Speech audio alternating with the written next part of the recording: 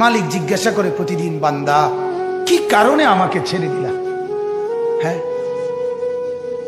রাত 12টা বাজে তুমি ঘুমায় গেলা, মা ঘুমায় গেল, বাপ ঘুমায় গেল, বিবিও ঘুমায় গেছে, পাড়া পড়শি ঘুমায় গেছে।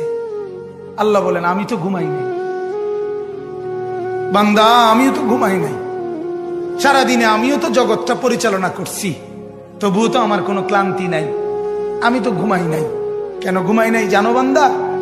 রাতের 2টা বাজে যদি তোমার পেশাব করতে হয়, রাতের 3টা বাজে যদি তোমার দরজা খুলতে হয়, তখন যদি তোমাকে উঠতে হয়, আর আমি যদি ঘুমায় যাই বান্দা, তোমারে চোখ মেলে দিবে কে?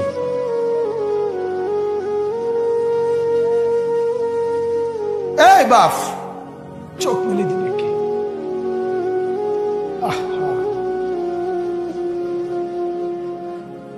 আল্লাহ আমাদেরকে মাফ করে। কোরআনুল কারীমের মধ্যে আল্লাহ তাআলা বলছে ওয়াহুয়াল্লাযী ইয়াতাওয়াফফাকুম বিল-লাইল। কোরআনে আল্লাহ বলে বান্দা শোনো, প্রত্যেকটা মানুষকে রাত গভীরে যে ঘুম আমি দেই, সেটা ঘুম না, আমি ওয়াফাত দেই, আমি মূলত মৃত্যু দিয়ে দেই।